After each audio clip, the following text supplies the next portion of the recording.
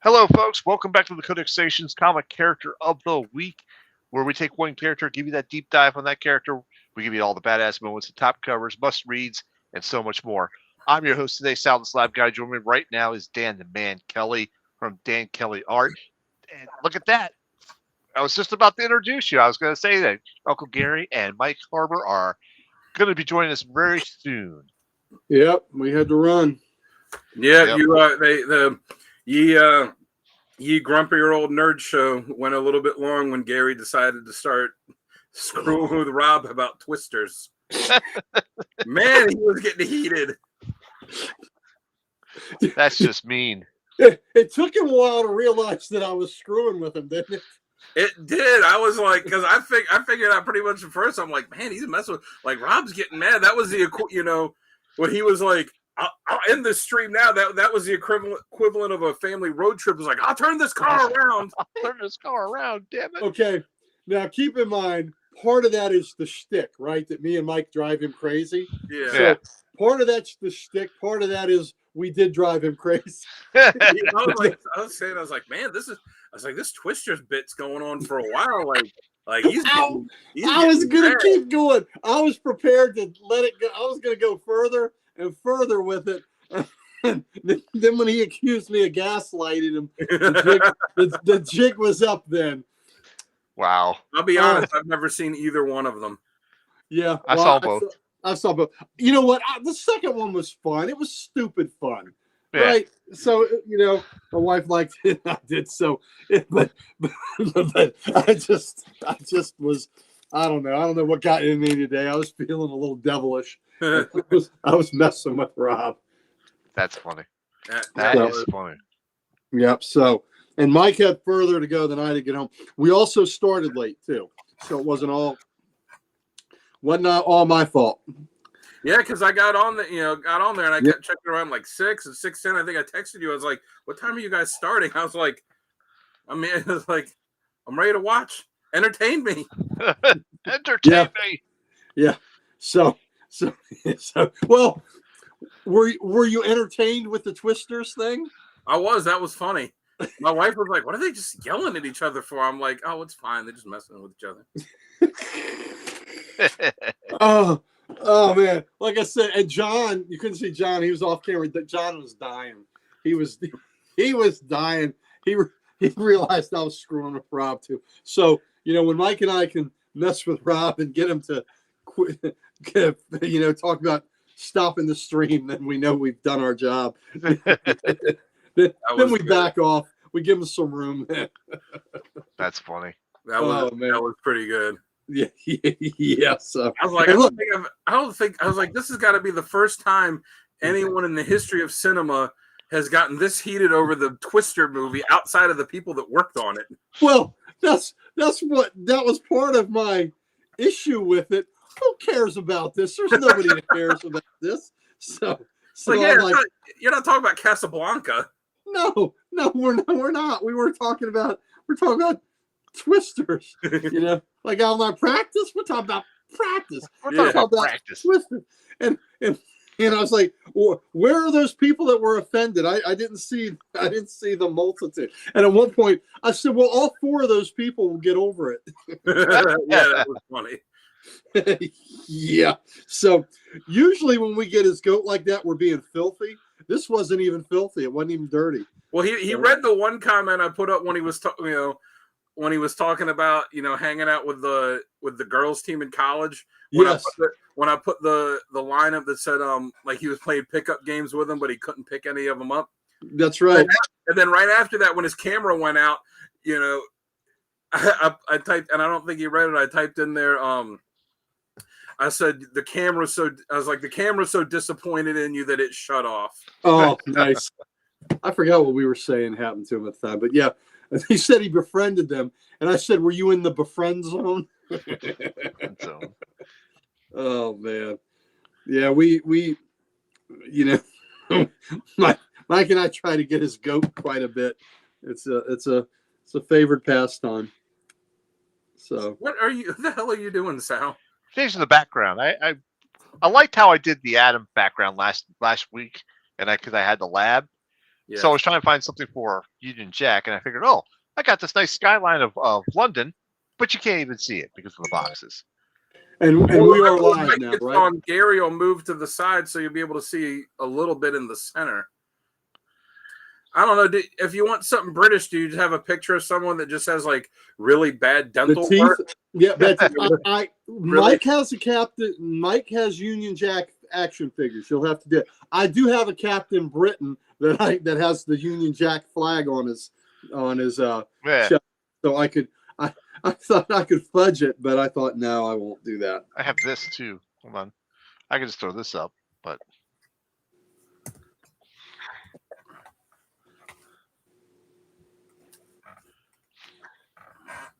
Oh, Mike says, can someone send him the link? Yep, I'm getting ready to now.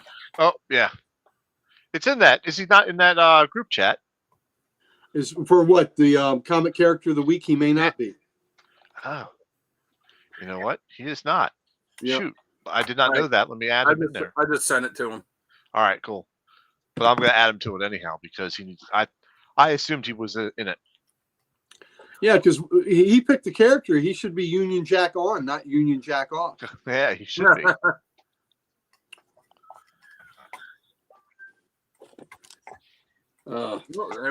Like I said, he has further to go than I had to get home. So Yeah. wearing my new Commander's hat he gave me he liked your stuff a lot, Dan. Very cool. Oh. Good Yeah, stuff. Dan, thanks very much. You're what? I saw that he gave you the Sergeant Rock book and then like the original drawing I did. Was there something else? Yeah, the cutout. The cutout. Oh, that's right. I forgot about that. Wow. Yeah, that's how long it's been. It's literally been since like March. I completely forgot about that. Because I drew it on the Bristol board first because I usually draw the stuff before I do the sketch cover, so I don't have to erase too much on the sketch cover. And then, so that's why I had that. And then I was like, well, I'll add this background on the Bristol board part. And I thought the background turned out pretty good. And I was like, oh, well, you can just give him this if he wants it, or you can keep it, whatever you want. And I forget why I had done the cutout. Because you cut it out. Yeah, I don't know either, but it was fun, and it turned into a triple play gift. Yep. I remember what it was is because I drew it on the Bristol board, and I think I had to like use a copier to shrink it down so I could do the light box to put it on the cover. And I think that I had done the cutout, that I had shrunk it down, and I had cut it out to like set it on the cover just to kind of see like, all right, this is how it'll look and size wise. And then I just thought, well, this cutout thing's pretty cool. I think I'll just keep it. Salutations, Boosh. Mike, Boosh. Dan got a kick out of us making Rob want to quit the stream. Oh yeah, we almost broke him today. Yeah, we tried. That was funny. Yeah, Dan said, "Man, he said I could tell right away you were messing with him," and then it just kept going. And I was going to let it go as long as he was going to go with it. Yeah, that was like a 10-minute conversation about the stupid Twisters movie. I couldn't believe it. Yeah, I thought that was funny. When he threatened to like stop the stream, I told Gary that was like, I was like, that's the equivalent of when you're a little kid agitating your parents, and they're like, "I'll turn this car around." Yeah. Make me turn this car around. Oh, make me do Listen, this. Mike and I used to do that on a regular to get him. Matter of fact, he walked away once. He got so mad, and he started like interacting with customers and stuff. He goes, "You two do it. Just you two do it." And it was, oh my God, I forgot what we did. Funny. We really pissed him off. Well, I told Gary too. I put that when he talked about. There was one of my comments he didn't put up that when he talked about how he was like playing the pickup games with the college, Sharknado. and I put the comment, and he did put the one comment I sent in that said, where I said, he was playing pickup games with them, but he couldn't pick any of them up. And then like a minute or two later, when his camera went down, I typed in, "Your camera's so disappointed in you that it just shut itself off." Yeah, it did. That one up. Nice. The best one ever I got on Rob. We were all talking about our wedding songs. Oh yeah. What was your wedding song? Blah blah blah. And he goes, "Oh, I don't know." I said, because he was divorced. I said, "Well, come on, what was your wedding song?" He says, with or without you. And I said, oh, so she went without you. Rob, I'm sorry. I'm sorry, yeah, Rob. that's what people were texting. Oh, Rob, man, we're sorry. But I said, oh well, I guess she went without you. God damn. I mean, that was out of Mike. Mike is like out of the park. It's out of there. It's gone. Kiss that one goodbye. That's brutal. All right, let's go ahead. Let's go ahead and get some business out of the way, folks, before we bring Rob down any further. Okay? You say get some vicious out of the way. Yes, Let's we get some did. business. I should get some business out of the way. way. Let's get some business out of the way. All right. Welcome, folks, to the Codex Stations Comic Character Week. We take that one character, do that deep dive for that character. I'm your host tonight, Salad Slab Guy, but right next to me over here is Dan the Kelly Art. Where can they find you, Dan? And tell them what you do. Yeah, you can find me on Instagram at Dan Kelly Art. I post whenever I remember to.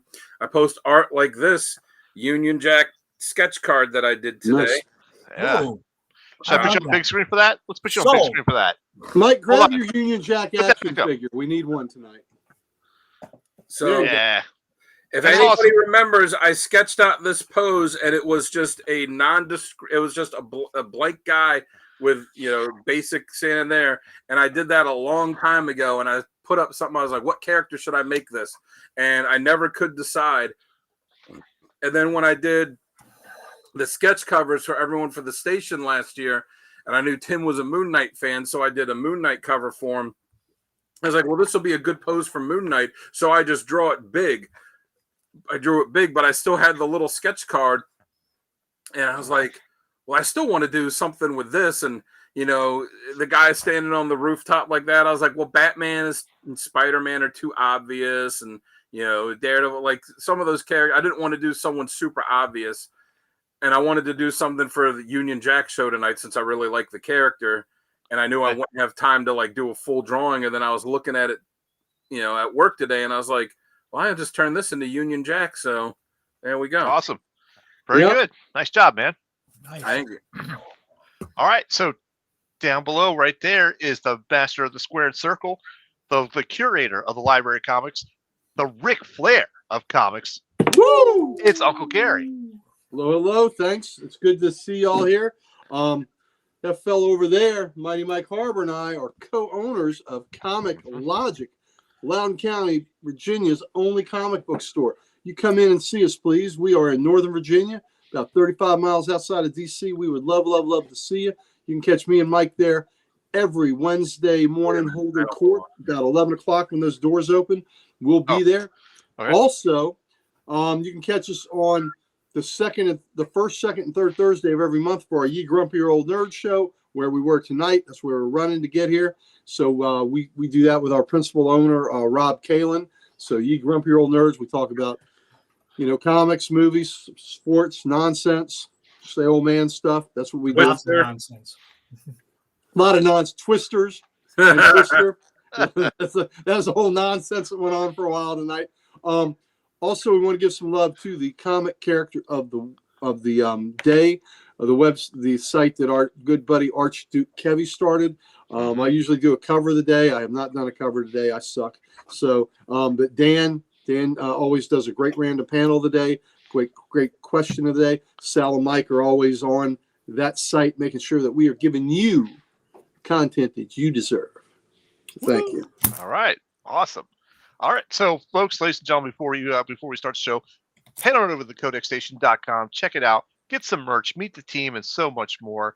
Also, if you want to connect to us on any social media, all you got to do is type in @theCodexStation and you can find us. Click that like, click that share, click that subscribe.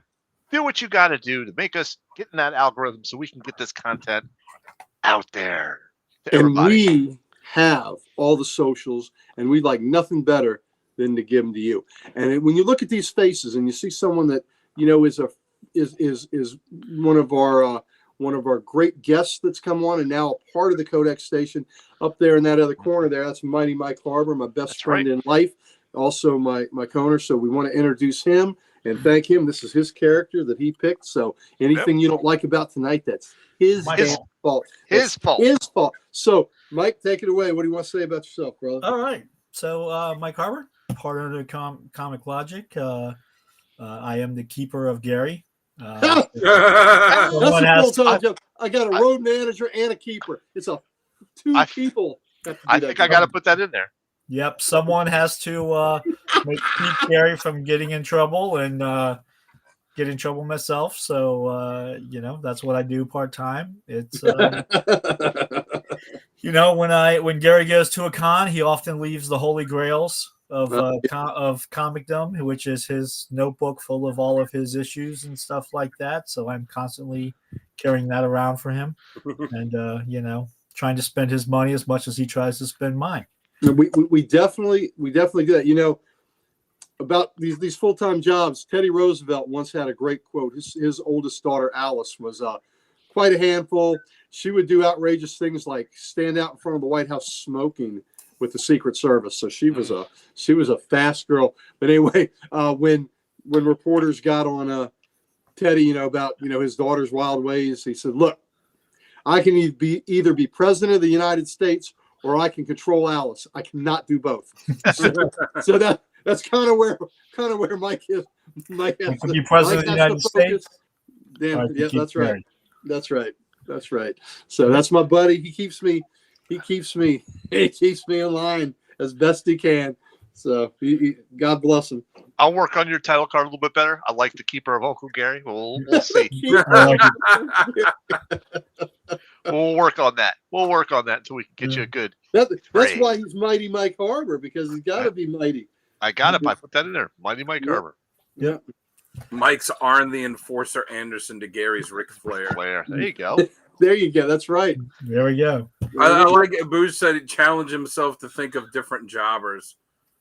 My favorite was always Coco Beware, because he came out with the bird, and he had the whole thing like he was a guy that should have been a legit, but then he just I don't think I ever saw him win a match. It's like George Animal Steel. Oh, he's winning, and then he goes eats the turnbuckle. George the Animal Steel never needed the win. He just ate the turnbuckle, and that was it. That was a win. That was a win. That was a win. Delicious turnbuckle. Some dude would be in a heap in the middle of the ring, helpless, and he sees the turnbuckle. That's it. Good night. That's it. Done deal. He's moved on to other things. Yep. All right, ladies and gentlemen, let's go ahead and kick off this show. I'm going to run the intro, and then we'll see you guys in about a minute. All right. Tea and crumpets for everybody. Tea and crumpets coming up. Woo! Oh, hold on. I was a jobber, though. I'm the jobbers. Okay, Boosh. There you go, Boosh. All right, Boosh. All right, guys. We'll see you guys in a minute.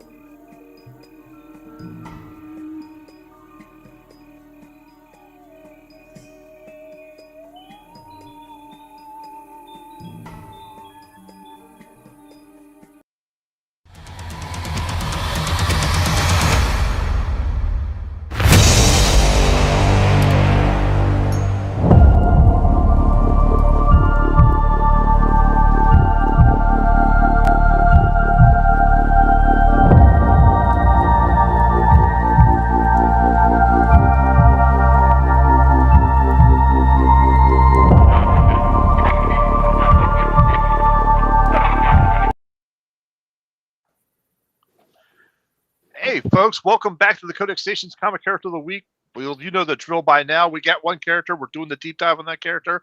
And tonight is Union Jack. Like I said before, I'm your host, Sal the Slab Guy. I am joined by the mighty Mike Harbor, Dan the Kelly Art, and of course, the Ric Flair of comics himself. Woo! All right, let's go ahead and dive right in. Tonight we're doing Union Jack, as you saw from the title card. It's not as impressive as the Adam intro, I can tell you that much, but it was not bad. I thought that was very impressive. I really The Adam intro was awesome. Yeah, it was. That was. All right, Dan, why don't you go ahead and kick us off and give us the all the intro on this guy? All right. Well, there have been 3 Union Jacks in Marvel. 2 of them not very long lived. The other one, the current one, is the one that's been Union Jack the most. So The first Union Jack was James Montgomery Falsworth, who first appeared in Invaders issue 7 from July 1976, created by Roy Thomas and Frank Robbins. The second Union Jack was his son, Brian Falsworth, who appeared the next year in August 1977 in Invaders number 19. And the current Union Jack, Joe Chapman, appeared in Captain America 253 in February 1981, created by Roger Stern and John Byrne. So Union Jack started as James Montgomery Falsworth in World War I. He was an operative and a spy for the British government, and he took on, he became the first Union Jack.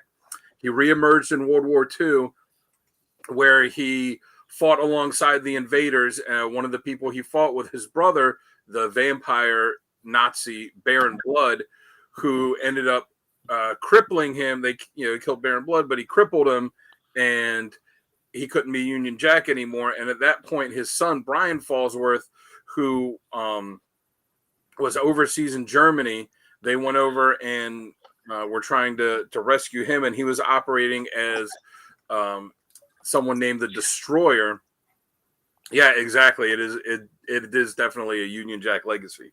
Yes. So he was operating as a character named the Destroyer, and then he took on the mantle of Union Jack, to honor his father, and his friend Roger Aubrey then became the Destroyer. He was Union Jack throughout the rest of World War II, worked with the invaders, and then it was revealed in that Captain America 253 that after the war in 1953 that he died in a car accident. And then Joe Chapman was a friend of the grandson of the original Union Jack, James Montgomery Falsworth, and Baron Blood returns, and he happens to be at the Falsworth estate when Baron Blood is coming after him, trying to kill them, and he steps into the role of Union Jack to help Captain America defeat him, and then he just stayed as Union Jack since then.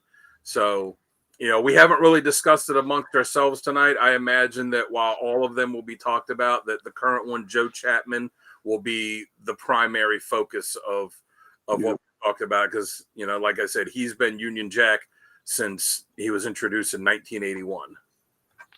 All right. Very good. Oh, very good. And then as far as powers, he's not, I guess, really super powered. He's a good athlete. He is, a skilled fighter, skilled with his weapons, has, knows about firearms, explosives, anti-terrorist tactics from working with the government. He did have powers that were given to him by the Knights of the Pendragon, and at one point he was strong enough that he could lift. He had super strength, or he could lift several tons. He does not have that level of strength anymore. So at this point, he's more in line with what Captain America can do. Enhanced stamina and endurance, enhanced strength, and all that, but nothing to the extent of superhumans where he's going to pick cars up and juggle them. He's just more enhanced than normal people. Okay, very good. Going on with our next segment, and now this is what works best. And Mighty Mike Harbor, since this is your character, you may go first. Tell us what you like best about him. So before I do that, if I don't mind, I'd like to show a few pieces of my Union Jack collection. Let's get you big screen. Hang on. All right. Let's get you big screen here, buddy. Boom. All right. So first I got my Marvel Legends Union Jack figure. Nice. Yeah. Only problem is that he's got a it's not the Wembley 7 Magnum instead of the Wembley pistol, but that's okay. And what we say about the Wembley is the gun that Union Jack carries, that Joe Chapman carries, is a World War II Wembley handgun that the original Union Jack had. Right. And it breaks open. It's a .455 caliber, I think. So okay. I got, if you guys, some of you old folks may remember the Toy Fair magazine. Yep. The Loved Union it. Jack character is one of the mail-aways. Oh, Nice. nice. Got that one there. Got the leaded figure for the. Oh, I Union got the Jack. lead figure somewhere. That's Oh, right. that's cool. Yep. So Very cool. then there's the Marvel Universe Union Oh, Jack. that's Whoop. cool. Yeah, that Went is cool. backwards. I should have mirrored my screen. Let's just take a quick second and say, Sonny, notice that none of these are damaged in any way, shape, or form. None They, of them. they have all their pieces with them. Yes, That's even that's why accessories. that's why Sonny is not allowed within 200 yards of an action figure. There has been no amputations to these figures. We have the giant omnibus that can be used as a weapon whenever Yes. you need it. Use Still that to not beat open. Sonny away if he ever Yeah. reaches for one of your toys. Yes. Then we have the Invaders Classic Trade autographed Oh, by yeah. Roy Thomas. There's some Oh, that's scribbles cool. on that. There's some Yeah, there are scribbles on that. scribbles. That's You a got Roy scribble. Thomas right there. So Nice. yeah, so and then there's another one here. It's got the Union Jack on it. That's the Brian Falsworth Union Jack. So Yeah. Nice. So yeah, for me, as you guys know, I'm a big war fan, war comic fan. And first came across the Invaders when they came out, fighting Nazis. Nazis. Nazis. Nazis. Nazis. Damn those Nazis. So, that brought in, and then, you can't. The character's outfit is just one of the greatest, I think. Oh, Great yeah. design. Great design. Yeah, One of I the mean, all-time great costume designs. Do Yeah. we think Frank Robbins designed that then? yeah, Frank Robbins Yeah. did. Yeah. So, and then, I was also a big Human Torch fan, the original Human Torch, as well as Toro. So it was a really an easy love to do that. And of course, when they introduce Lord Falsworth, and then they introduce Baron Blood. I mean, and Baron Blood, what a great villain. Yes. Mhm. His costume is really cool as well. So just loved the character. Loved the whole side of it. And then following through, like my sub Talking Geek mentioned, the Union Jack legacy of how he went through the Invaders, Lord Falsworth, who ended up being crippled in the final battle with Baron Blood, goes on through the Invaders, through the Captain America, then the two separate miniseries, actually 3 now, and then Knights of the Pendragon as well. So just a great character, and a great bunch of supporting cast with the Invaders as well. All right. Very good. All right, Dan, what did you like best about them? Yeah, it is a good legacy, and it's interesting too because the first 2 Union Jacks were, not aristocracy, but they were rich, and I guess technically aristocracy. He was a lord, Yep. Whoops. and Lord James Montgomery Falsworth, and then the current Union Jack, the one that's been Union Jack the longest, is. He's just a common everyman. He was, his father was a Cockney. lawman, and he's just, not aristocracy at all. And it's, it's interesting seeing that difference. But, that's one thing I like about him is, he's a character that very much is someone that is concerned with fighting for the common man and making sure that he's there for them and that they don't get, run over. And I always dig when he's fighting with the Invaders. I'm a huge Invaders fan. When I was a kid, maybe it's because of my dad's affinity for World War II and his plane and doing all that stuff. But I always liked the Invaders and the Justice Society. So I would always pick up Invaders back issues when I would find them in antique stores or places like that. And that's how I first came across Union Jack. And, I'm always disappointed when they try and start a new Invaders series and then it never catches on and it only runs for, 10 issues or so and then they cancel it. And I'm like, man, but I pick up every issue of them and I dig it. So, I like seeing him with them. And I also like the fact that he's very much a vampire hunter too. Yeah.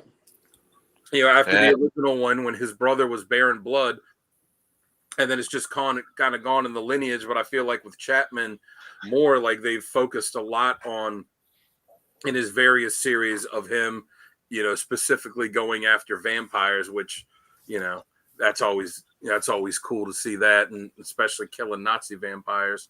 Yeah, absolutely. Fun to see too. And then, Yeah. like Mike said, I mean, one of the all-time great costume designs. Very good. Very good. Absolutely.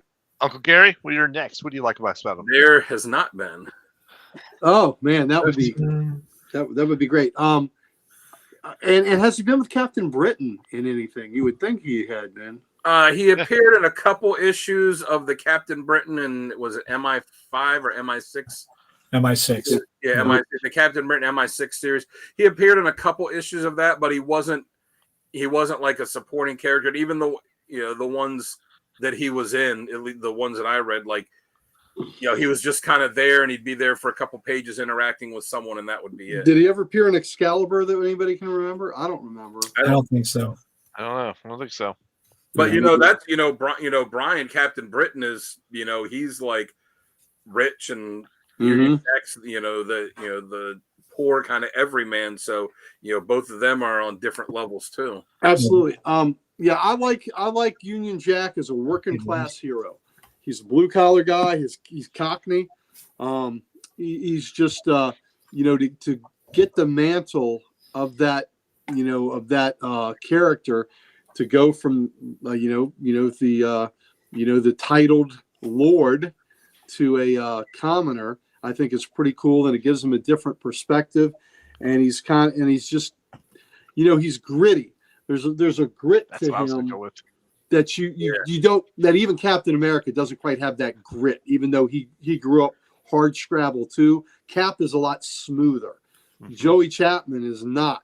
I mean, matter of fact, before he put on the costume, he and Cap got, he thought he was going to tussle with Cap a little bit, and Cap, it's like, this dude's lost his mind. You're just a wrestler. What, you wrestle in college. What do you think you're going to do against me? And Cap is exerting no effort to hold him back, but he just had that scrappiness to him and that grit to him.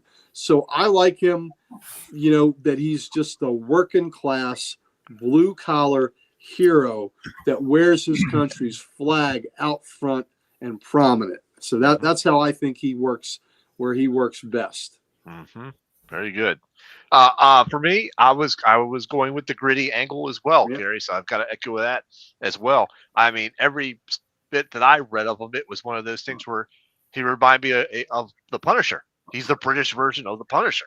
I kind of like that. Yeah. He every fight that he was in, it was an all-in scrap type of deal. And, he never held back whatsoever on any of the vampires that he went after. And it's just, he's a gritty blue collar working guy that is also a hero. So I have to echo that. He's very gritty, and he reminds me of the Punisher. So, which is funny too, because in the he's this gritty tough guy and all that, but he went to art school. but Yeah. Cool. He he ended up working Like Dan. He's like Dan right there. Yeah, there he goes.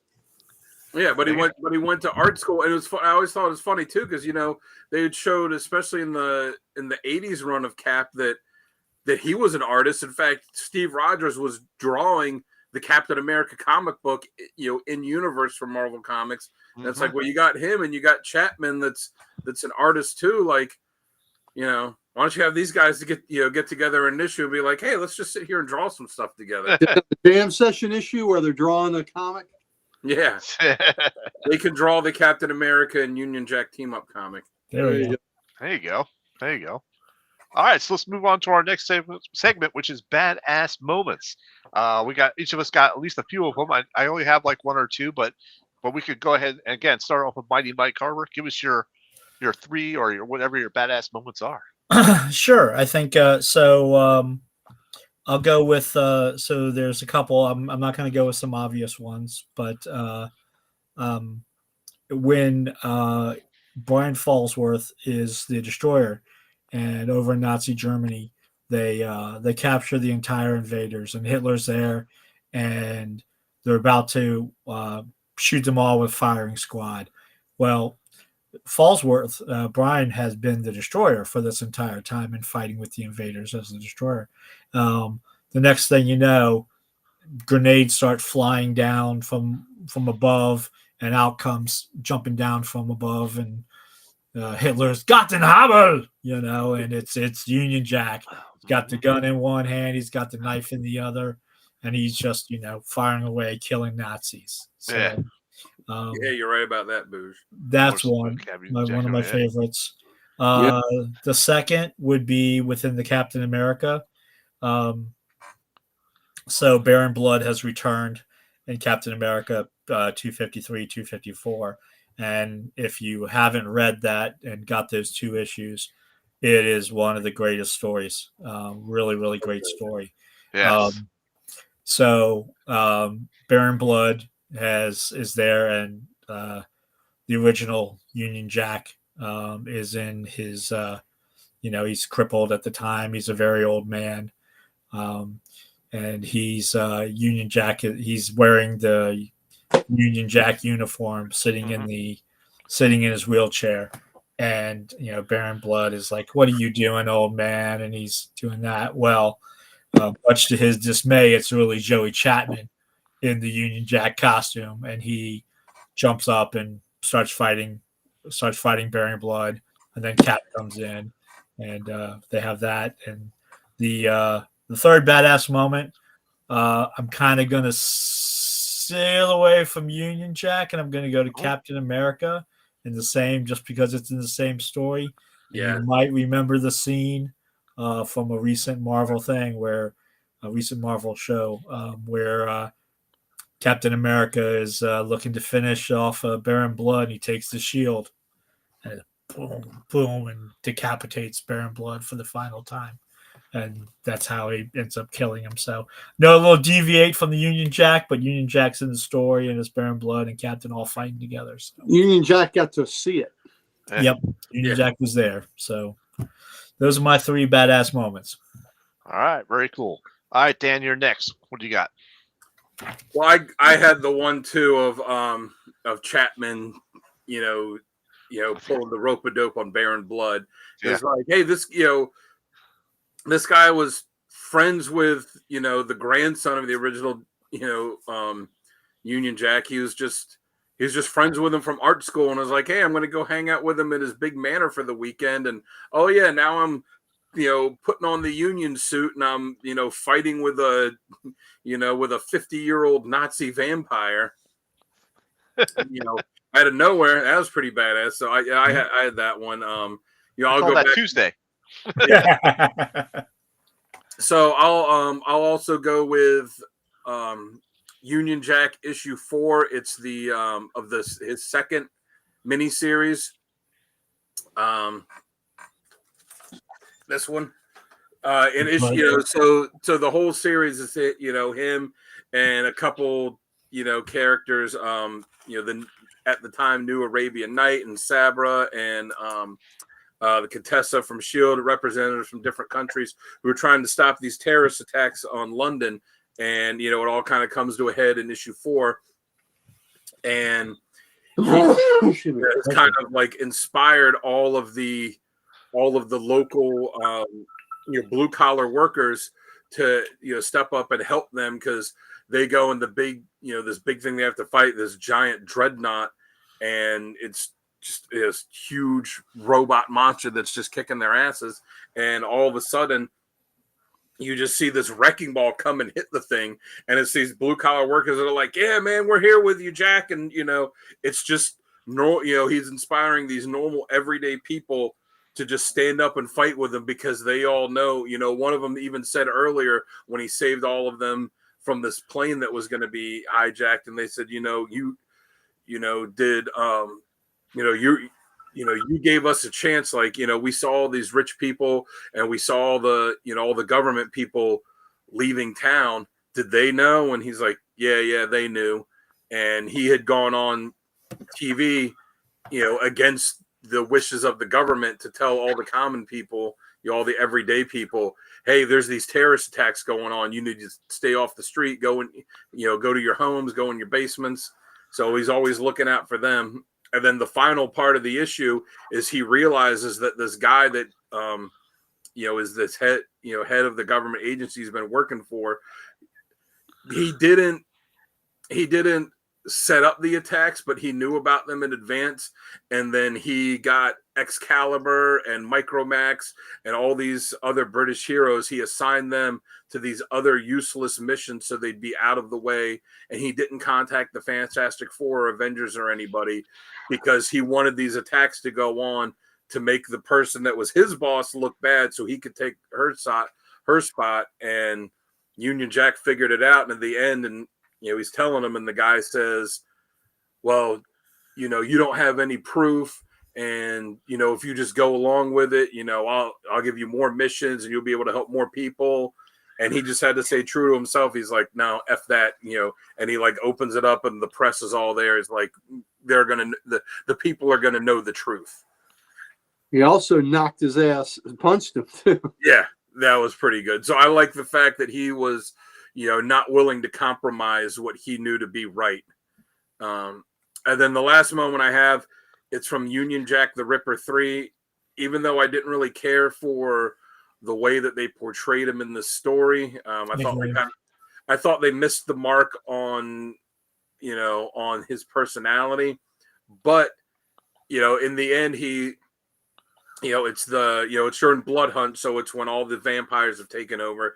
He's spent the series trying to find this head vampire that has sired all the other ones that are around London where he's at, and he finally finds them. And Bulldog, who was one of his teammates with the Union, had turned into a vampire. And even though he didn't like him, he was trying to essentially find this head vampire so he could kill them, which would cure all of the other vampires he sired. And Bulldog ends up breaking the hold this head vampire has on him, turns Union Jack into a vampire essentially so that he can give him the strength to then kill the head vampire, which he then does, and then frees everyone else that had been turned and saved all these people. So that was pretty badass. That's awesome. Yep. I actually have one in that same issue as well. But Uncle Gary, you can go next. Yeah, absolutely. In that last What's up, series, Richard? in the last series Dan was talking about too, I struggled with the art in that series. It was not good. Yeah, the art was great. tough. It was not good. But like Dan, I thought it was pretty cool that you beat the head vampire by becoming a vampire from his lineage, and then you defeat him, and you're clear, and so is everybody else. So I thought that was a pretty cool way to work a solution there. So I thought that was badass. Also, that in to echo what Dan said earlier too, the first time he puts on the costume to be bait for Baron Blood. He knows what he's doing. This guy is not had, he's a college wrestler. He's not had, and he, he grew up on the street, so he's a bit of a scrapper, but he's never had any kind of combat training, never gone up against any villains, super villain or otherwise, vampire or otherwise. But his first thing he's going to do is put on the costume, pretend to be a frail old man, and be a bait. Yeah, bait for Baron Blood. So I think that took some big balls on him to do that. Cojones. That's right. So that for me is badass. And then in the Union Jack miniseries Volume 2 that that Dan was referencing with the wannabe political dude that wanted to move up, Gavin through his inaction. Earlier in that series, I think it was the first issue, he and the Contessa are fighting a group of supervillains, and one of them is Zaran, and Zaran fights with like Elektra does, the size. Yeah. And or is it Say or Sai? What is it? Sai. I think it's size. Got the size, and Zaran gets in on him and stabs one right into his chest. And Zaran says, my size pierced your armor. I can feel it turning your flesh. Excuse me. And Union Jack says, "Well, let's see if you could push it far enough to kill me before I crush your windpipe." So as he's pushing it in his body, Joey Chapman's got his hands right around his throat, and Zarin says, "Strength against strength, then." And Jack says, "No, a man fighting for money against a man fighting for country, no chance." And Zarin surrenders with his hand around his neck. But yeah, no chance. I'm fighting for my country, baby. You're just fighting for money. Yeah. So I thought that was a pretty badass thing to say to a dude that's got a blade in your chest, pushing it as far as he can go while you're strangling the sumbitch. So to me, that's Joey Chapman in a nutshell right there. Not backing down, not giving an inch when he's got a damn blade trying to get to his heart. Yeah. So I thought that was great. And then talking shit to him, then talking trash to him. No, you're just a damn mercenary. Fighting for my flag, baby. So I love that. Yeah, like good stuff. Agitate in the new Invaders series when he used to agitate U.S. Agent. They would go back and forth with each other, like all that, just agitate the shit out. Kind of like you guys were doing with Rob tonight. Yeah, that's a good comparison. There you go. That's pretty cool. Listen, you gotta have goals in life. We hadn't got Rob's goat good in a while, so Merry Christmas to Rob. I hope you're nice to him next time. Always. We made it better. We gave each other gifts. Gifts and Christmas hugs were given all Really? out. So right. everything is good on air. On air, it's a different thing. On air, shots are taken. No holds barred. All right, so for my badass moments, you guys hit a lot of them that I had, except for one. But Dan had mentioned one, the not willing to compromise. That was just completely awesome. I love that. Like you had another one from Captain America 253, 254. Awesome moment there. But the one I have that you guys did not have is during the Jack the Ripper series, issue number 2. He's fighting the hordes of vampires all around, and he wraps up these chains around his arms, and he's just beating the crap out of any vampire that comes near him. And the chains are all bloody as hell. And it as bad as the art was, the graphic in it was pretty awesome. Where he was just dripping with vampire blood on him, and that was just a badass moment in itself. So that's what I have for you guys. But thank you guys for doing that.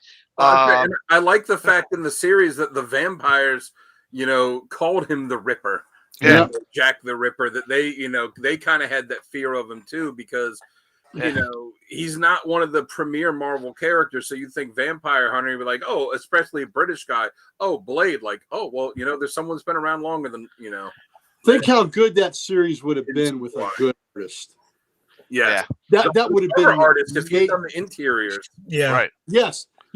That would have been an amazing series. Mm-hmm. But oh my God, the inside art was ass. Yeah, it was bad. And I thought they mischaracterized him a lot, especially in the beginning when he's going to save people and they're kind of saying, "Oh, help us," and he's like, "Go away! I don't give a shit about you." I'm like, "No, that's not." Well, that's very true. That's That's who he does care about. Yeah. Yeah, absolutely. And one thing I guess none of us really mentioned is, his friend who then ended up becoming the third, I think, Baron Blood later, and then and he ended up dying.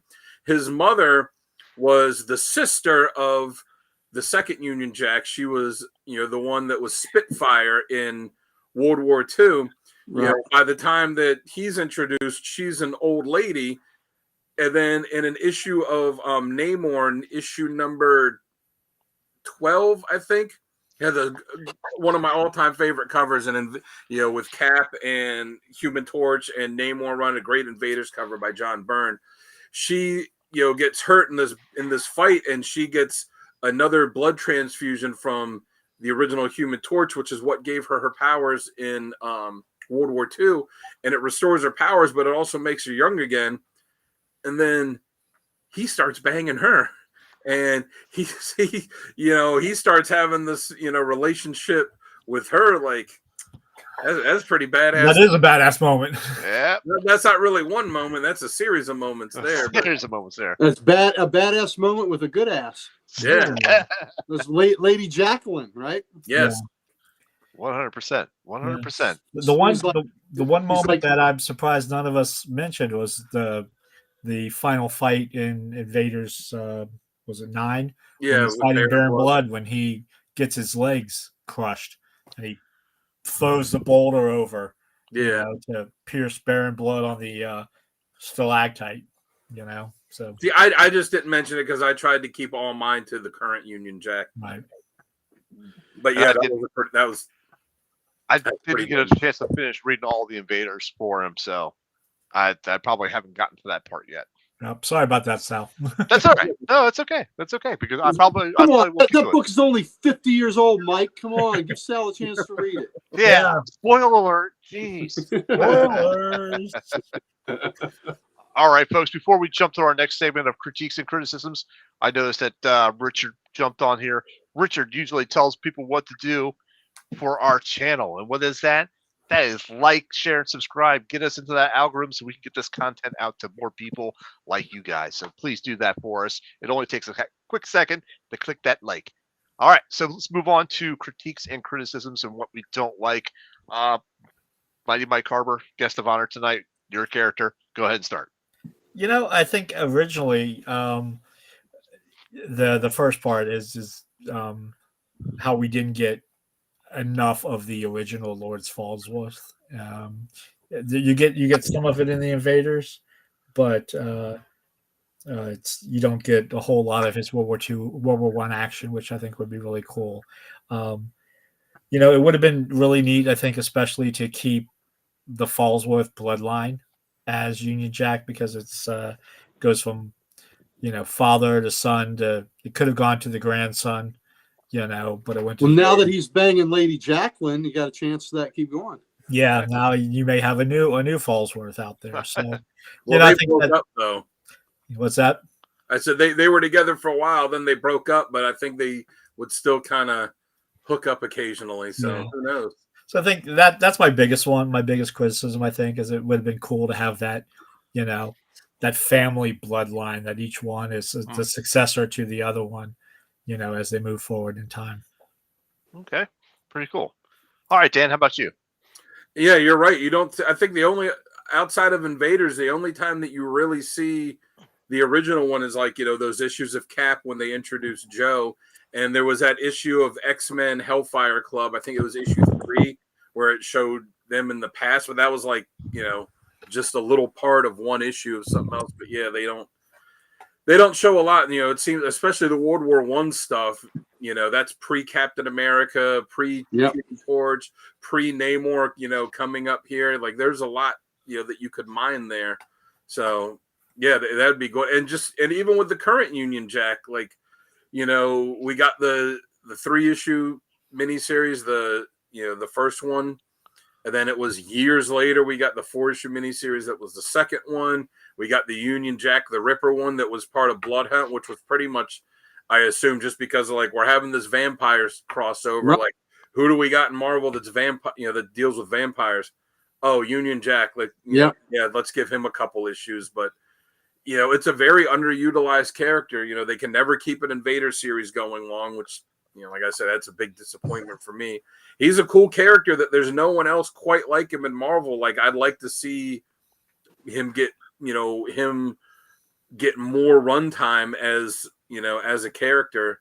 And like I said, I didn't think that they got his personality right in Blood Hunt, and I didn't really care that much for the Knights of the Pendragon stuff. I thought he was just they kind of made him, at least from, I didn't read a ton of it. I read some of it, you know, when it was coming out and a little bit recently, and they kind of just made him a little more generic in that. And, you know, he's got such a like we said, a badass costume, and they kept changing his costume in, and he had that really generic red and blue costume, and they made him this like giant hulking character. And like, that's not who he is.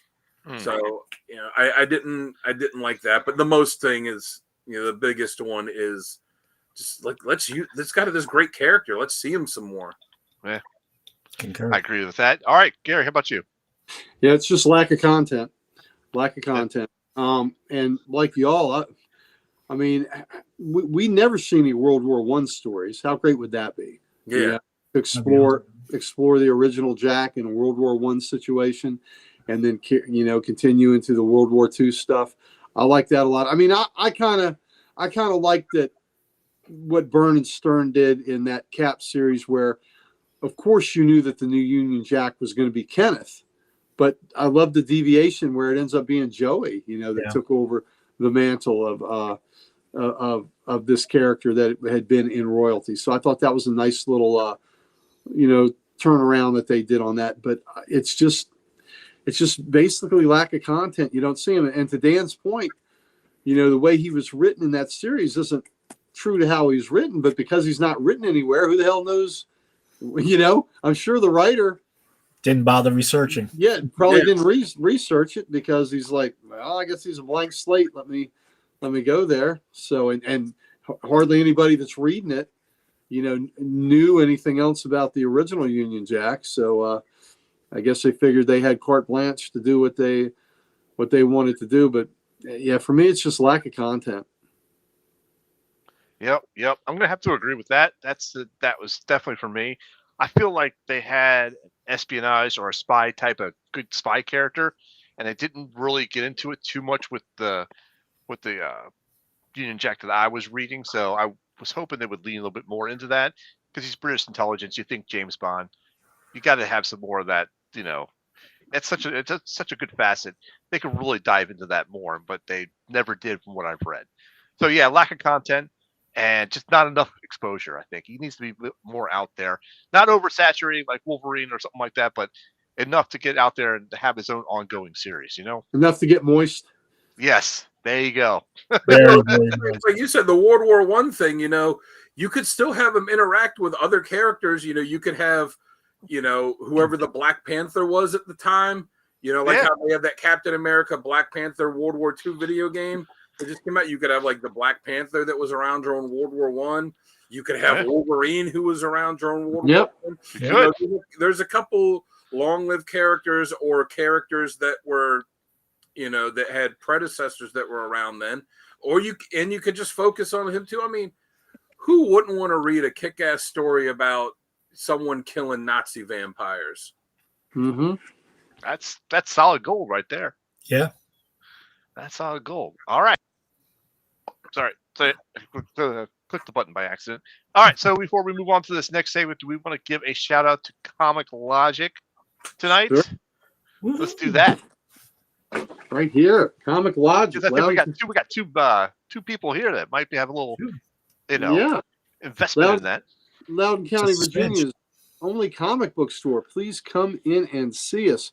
We are in Northern Virginia, about 35 miles outside of DC. If you're in Northern Virginia area, we would love for you to come see us. Everybody you see on the screen has been in Comic Logic. Two of us have been in there just an hour ago. So, like an hour there. So please come see us. We would love to make your acquaintance and have you be part of our clientele. We would love that. So please come see us. Mike, anything else you want to add about Comic Logic, brother? And we just got some new collections in that we were going through today. That's got some pretty cool stuff in it. So, things like Kraven's Last Hunt, some great Spider-Man books, some great X-Men stuff, plus some other unique things. So we're getting stuff in all the time. So please come and join us. There you go. You got any good Venom stuff in there now? Come on. Actually, we got the first cameo of Venom. Oh, nice. Yeah. So that was one of the books we just pulled. Very good. Awesome. Yeah. All right, guys. Let's go ahead then and jump to our next segment, which is top covers. Nazi vampires are the worst. Yeah, aren't they? Yeah. What's the line from Blues Brothers? Illinois Nazis. I hate Illinois Nazis. All right, so let's go ahead then and jump to top covers. And who do I have first for top covers? Well, we're going to go with Mighty Mike Harper's top covers. Woo! Here we go. Nice. Mm-hmm. Yeah. I love that. I have that one graded, number 9. Only got a 9.6 on it, though. That's all right. Nice. Good. It's still good. Yeah. It's great. You know, for a 50-year-old book, that's not bad. No, Nope, that's awesome. I like that center one too. That one's pretty cool. Yes. that's and the 9. That's Kirby. Yeah, yeah. Yep. All right, This is- cool. Do you have anything you want to add to that? Talk about him or no? Yeah, no, I mean, the character. I mean, you just look at him. Look at the way he stands. With the knife and the Wembley pistol and stuff. It just looks absolutely amazing. And the It one on the does. right is Perkins. Yeah. All right, Dan. Here come your covers. All right, so the one all the way on the left, that's the second Union Jack. That's Brian Fallsworth. I mean, that's just such a kick-ass cover. The invaders are all running forward, but he's dead center and he's reaching out like he's just gonna get you and just strangle the shit out of you. And then that's his sister Spitfire that's beside him, which, I never really understood the idea of like having a character whose sole power is super speed and giving her a cape. That's kind of But- yeah. Yeah, But it's a drag. That's yeah. right. But that just gets caught on something and you get whipped back, and that's no good. That's Whiplash, man. That's a fantastic cover. It's one of the ones I got on the spinner rack behind me, along with the second one there, the middle one, which is the cover of the first issue of his second miniseries, Union Jack 1. And the reason I picked this is there's a couple other ones I really liked, and I know Sal picked a couple of them, so I went with this, is because the artist who did this, Mike Perkins, he drew this before they had gotten the green light to do the series. And when the writer Gage was pitching the series, he went to Perkins, who was a big Union Jack fan, and he had him draw this up. And him drawing this was part of getting the series greenlit when they saw that, and they're like, "Oh, okay, this is what you want to do? That's cool. We'll go with that." Nice. So I picked it because of that, because it helped actually get that series launched. And then the last one I have is a variant cover for the Union issue 4 that came out, I want to say 2, maybe 3 years ago. I think it was 2 years ago. It only ran 5 issues, and it was about them putting together a super team that was from all the different areas of Great Britain. So you had Union Jack as the representative for England, and you had someone from Ireland and someone from Scotland and someone from Wales and all that. And this alternate cover is just so badass. He's standing there on the rooftop. He's got the moon with the fog behind him. He's got the Wembley there with the smoke coming off of it. He's got the silver dagger there, looking down. It's just such a gorgeous cover. And I wish I would have bought this one when the series came out. I just ended up getting all the A covers. But man, that's just such a badass cover. Like, he's looking like he's getting ready to go kick some vampire ass. Yeah, that's pretty cool. Yep. All right, Gary, you are up. And All right. there you We are. see some similarities there. Oh yeah, look at that. All right. Nice. Look, so Great minds yeah, think alike. there we go. Absolutely. All 3 of these have already been seen. So very good. Invaders 20.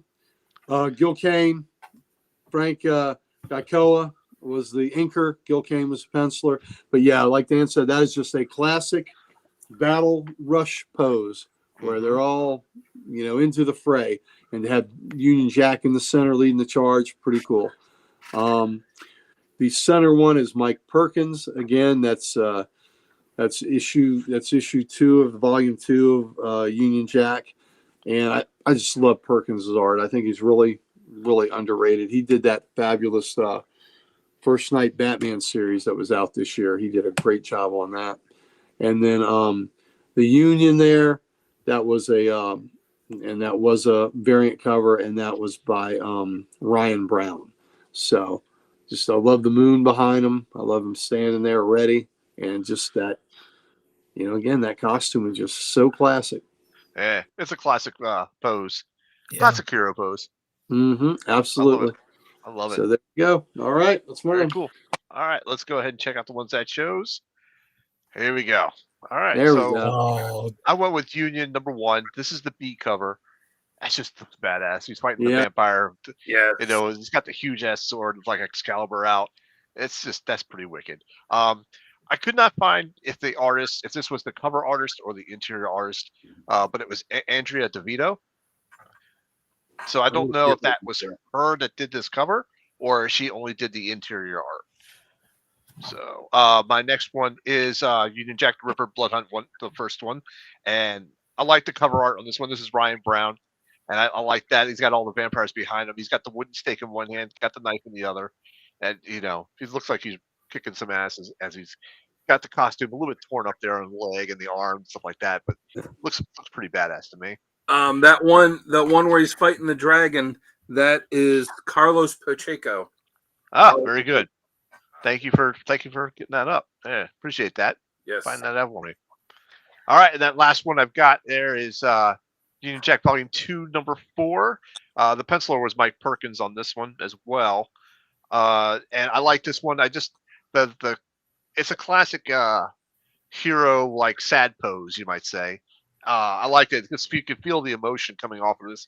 He's got the looks like the Union Jack flag behind him, draped almost over him, and he's kind of just kneeling there with the gun out as well. It was it just felt like a really emotional cover to me. That's why I chose it. The blood on the ground. Yeah. And Yeah. stuff. And then the flag being tattered. Tattered as well. Mhm. Him just kind of like still grasping the Wembley. Yeah. Like all his energy is just about out, but he's still holding on the gun like he wants to fight. Yeah. Yes. I'm Great surprised nobody had the Cassidy cover from number 1. I almost picked that one. I was really close to picking that. Honestly, for me, it was between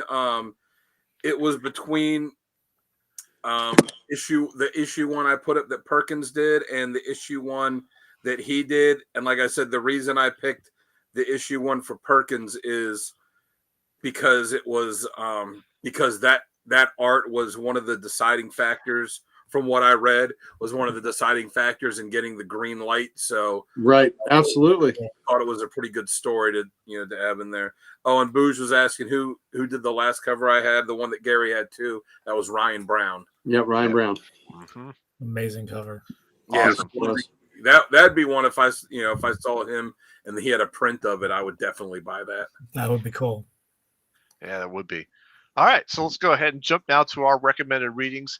And I think I will go first on this one and let Mighty Mark Carver wrap that one up. Let's go ahead and jump into that. Here we go. So I chose Jack the Ripper Blood Hunt 1 through 3. I liked the story, even though the artwork wasn't, the greatest. I thought it was pretty gritty and pretty action packed for it, So I went ahead and chose that. And of course, I had to go with Union Jack Volumes 1 and 2. I mean, Volume 1 was just like, if it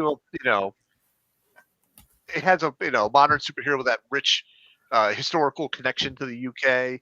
It's got a lot of espionage, mystery, some elements of horror with it. So it has a lot of patriotism, legacy, personal responsibility, stuff like that. Gives a lot of depth to Chapman, I think, and also I feel like it brings it back. It gets you some new readers into the liking of this character. So this was a must read for me. If you want to really get into him and you haven't really read anything on him, you can read this one and feel like you're just stepping on board with him. And Union Jack, the Volume 2, same thing. It's just an excellent story all around. And these were very quick and easy reads. They were not like dragged out. There was not a lot of speech bubbles. There was not a lot of unnecessary drama to it. It was a good read. You got through the story and you felt immersed in it. All right, so let's go with Uncle Gary. What you got? So let's see, Uncle Gary. All right, there we go. So Union Jack, Volume 2. That's one where it's a very British book. It's centered in England, and it's like a James Bond story, but James Bond is a superhero wearing a costume. Yeah, I agree. So I love that. So you have all the intrigue and the with that you would get in a Bond movie, but Bond's wearing a costume. He's wearing a superhero costume. Right. And he's a superhero. So I dig that. The Invaders 7 through 9 is where he was first introduced. The character of Union Jack was first introduced, and that 3-issue set, gives you all the primer you need to know about the inception of that character, and he's battling Baron Blood. So, very, very well worth reading.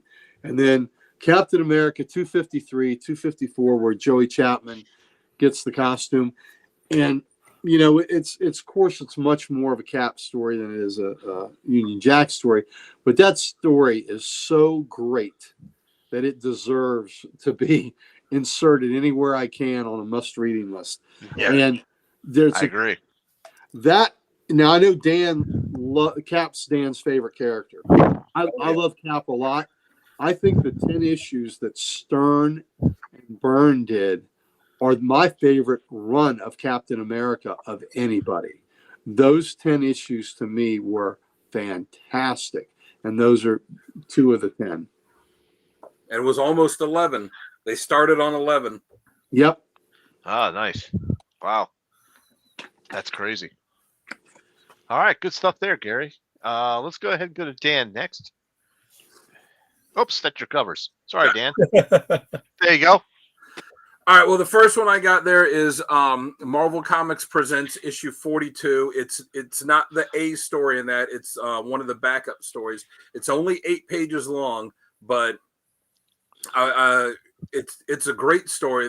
Fabian Nicieza wrote it. I forget who the artist was, but the art on it was real nice. This is the first story featuring Joe Chapman as Union Jack after those issues of Captain America where he got introduced. And I thought this, more so than the Cap book, this is even though it's 8 pages, this perfectly, showed you who this character was going to be going forward. It starts off where you see these guys that are, spray painting, these punks are vandalizing some stuff, and the cops are getting ready to stop them. Union Jack shows up, and you think like, oh, he's going to help the cops. He knocks the cops down and tells the guys to run. And he's telling the cops, they're just out there, they're doing stupid shit, but, they're good guys. And, he's making it clear that he's going to be fighting for the blue collar, everyman kind of guy. And it just happens that he knows these guys, and they show up at his apartment later trying to get him to come out and do stuff. And they're like, we're going to take down this Aristox. We're going to Fallsworth Manor. So he shows up there as Union Jack, and they think he's going to help them, and he's like, no, you don't understand what these people did. And he shows them the graves of the first 2 Union Jacks and tells them what who they were and what they did for the country. And he says that's the reason I wear these colors. And this was written at the time of Margaret Thatcher's England too, so in the story he's kind of wondering to himself how he can wear this flag with that being what's going on in the country. And that's how he comes to terms with it is, I'm going to keep the legacy going of this, but I have to do it my way for the common man. So again, it's only 8 pages, but it's, really good setting the character up. And then, Union Jack's volumes 1 and 2. Volume 1's 3 issues. Volume 2 is 4 issues.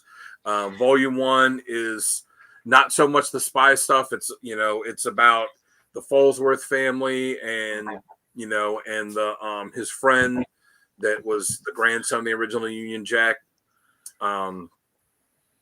becoming the new Baron Blood and fighting Baroness Blood. And, it's all about the vampires and stuff. So it's that aspect of the character. Volume 2 starts off briefly with him killing some vampires and then goes much more into the, like you said, the kind of James Bond as a superhero type of thing. Which is pretty accurate. If James Bond was, just a common everyday, blue collar kind of guy, blue collar James Bond. Mm-hmm. But, and and it shows him kind of taking on a leadership role and having to kind of lead this odd bunch of characters that don't really get along with each other. Right. And it's they're both great stories, and they're short, so they're not long reads. Nope. That's the one with the Snakes character guy, right? No, that's the Union. That's the Union. Okay, sorry. Yeah, that's the Union, which was the 5-issue, Yep. series where they introduced a new British super team. Super team. Right. Who's Sorry. never been seen again. Yep. Yeah. All right. Money Mike Harbor. Let's have your readings. Here we go. Boom. All right. So pretty much we've kind of covered a lot of these. The Invader 79, the Baron Blood story with the original Union Jack. Captain America 253 and 254, the final battle with Baron Blood. And of course, the first Union Jack miniseries that was from 1999. You need to quit that job then, Pam. Yeah, Yep, come on, Pam.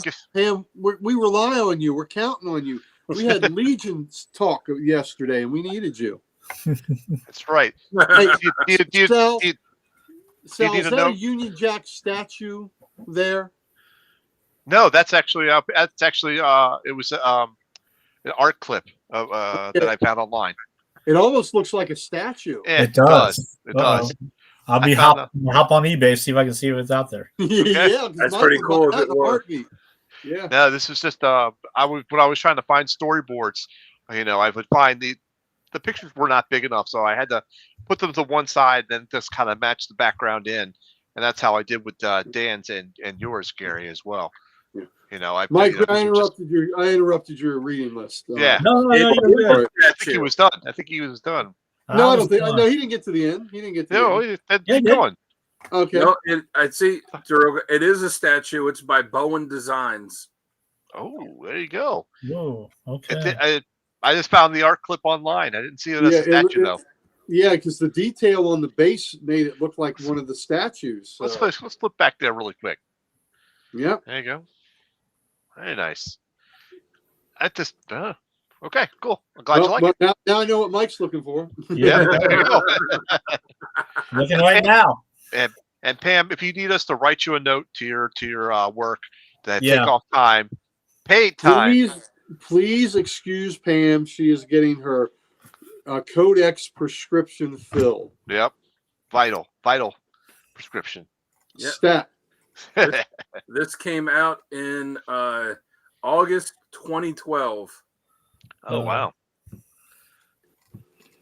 Okay. Okay. All right. So this will go ahead now. We can jump to our next segment, which is best artist and author. Bless you. Bless you. Mighty Mike Harbor, you may go first. Who do you like best for him? I got to go with the original Roy Thomas, Frank Robbins. Yeah, you can't go wrong with that. Let me tell you. Yeah. So that's it for me. I Okay. got to stick to the originals. All right. Dan. For writer, I had, as always, have a hard time narrowing it down. I really like the way that he was written in both of the miniseries. Ben Rabb was the writer of the first one. Christos Gage was the writer of the second one. Ultimately, though, I decided to go with Christos Gage as the pick because I liked how he really highlighted the blue collar aspect and how he's looking out for, while the government is telling all the government officials and all the rich people, hey, you need to get out of town. He's the one that's going like, no, all the common people have a right to know too. So I went with him on that. And for artist, I loved how John Cassidy drew that first miniseries. So I went with John Cassidy, but I also really liked Andrea DeVito, who did the Union miniseries too. Yep. Okay.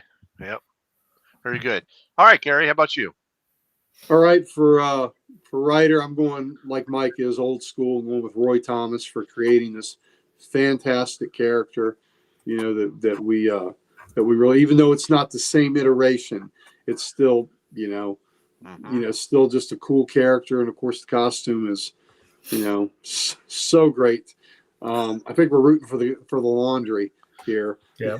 We love that costume.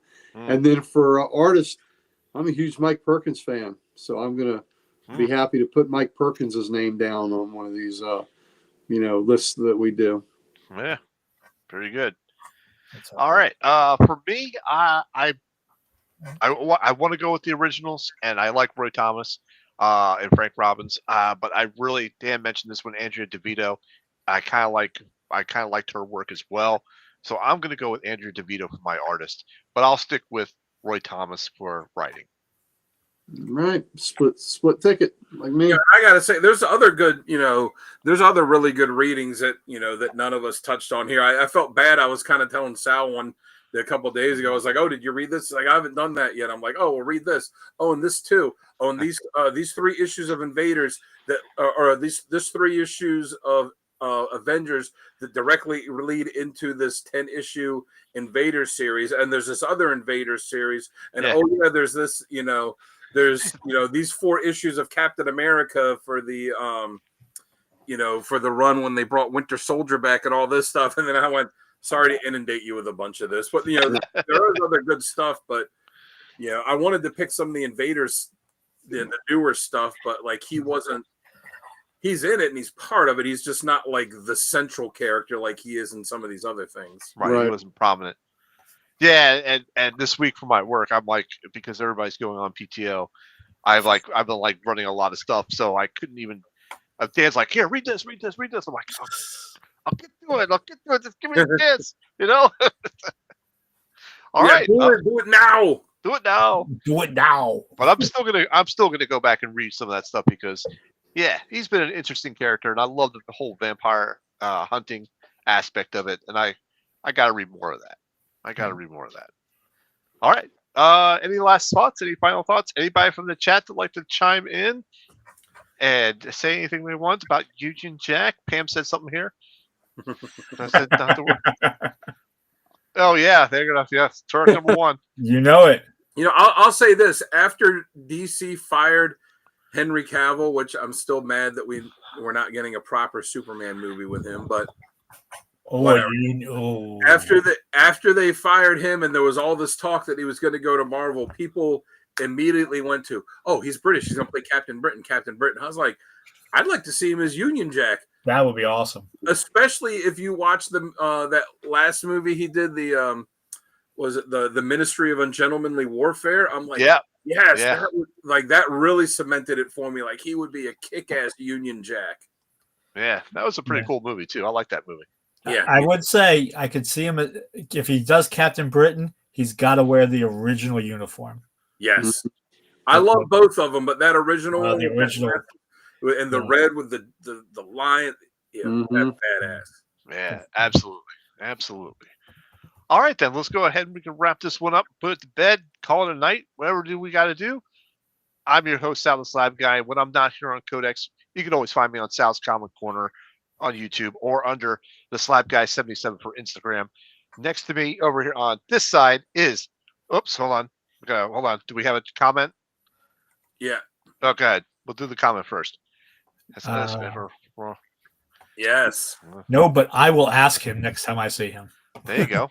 There you go. It'd be like, hey, you're a British guy. Do you want to write a series about a British guy killing Nazi vampires? Yeah, he does great war books, Yeah, definitely. Yeah, that would be awesome. It'd be great to see them do a British super team that actually has like all the top British characters: Union Jack, Captain Britain, Black Knight, Spitfire, and the problem with the Union was like, all right, we've got Captain Britain that you recognize and all these characters that we're introducing for the first time that you don't know. And, that seems to be the problem. Like, put a bunch of prominent ones together. Yeah, very true. All right. So right next to me right over here is the mighty Mike Carver, who you can find at Comic Logic. Down below is Dan the Man Kelly. You can always find him on Instagram under Dan Kelly Arts. And, of course, the Ric Flair of comics. Woo! You can always find him at Comic Logic with the mighty Mike Carver on every Wednesday, getting their fix on. And of course, as always, head over to thecodexstation.com, get some merch, meet the team, and so much more. And Uncle Gary, what do we have that we want to give everybody? Look at this cast of characters. We're positively dripping with the socials, and we'd like nothing better than to give them to you. All right, absolutely. Folks, that does it. We are out of here. We're not going to be doing a comic character of the week this week, but following week we are. So 2 weeks from today In January. in January. January 2nd is going to be our next show, and we're going to be covering Snake Eyes. Wait a minute. January what? Ooh, 7? Snake Eyes. Second. January 2nd is not a Thursday. You sure about that? I think I am. January I'm- 2nd is a Thursday. Oh, it I'm is a looking- Thursday. I'm What? looking at the calendar right no, now. we're doing Wow. January 9th when we're coming back. Oh, Yeah, so yeah. January 9th we're coming back? Yeah, Yeah.